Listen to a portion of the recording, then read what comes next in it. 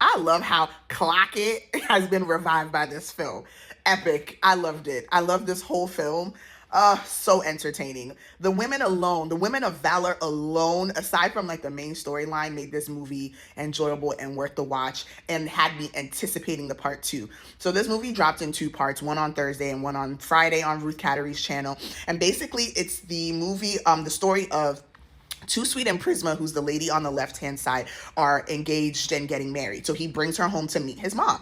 Well, his mom is part of this like women's group called Women of Valor, who literally are like matriarchs in their home, if that's even like the right term. Matriarchs might even be like nice, but basically they rule their homes with an iron fist. They make their daughter-in-laws like lives a living hell. They have their sons right under their thumb.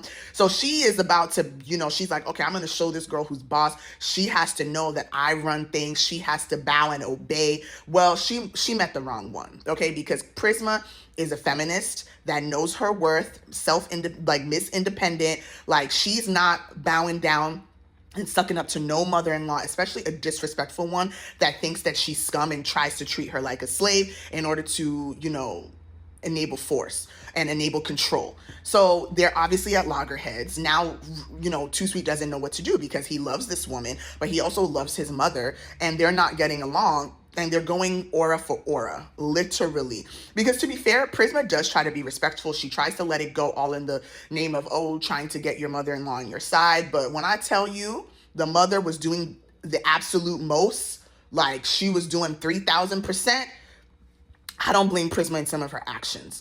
Because the girl tried to be diplomatic. She tried to walk away. She tried to let it go. She tried to pick her fights, but... So like, I mean, it's not moving anywhere. It's not looking like there's a future here because no one is backing down. So like, what's gonna end up happening, right? Watch and find out. Like I said, this movie was awesome. Like, I give this movie like a 9 out of 10. Like, honestly, maybe a 9.5. The only thing I did not like about this film, or the qualm that I had, not necessarily a con, is, her sister and her friend were low-key annoying, especially the friend. I wanted to slap the ish out of her so many times. That's number one.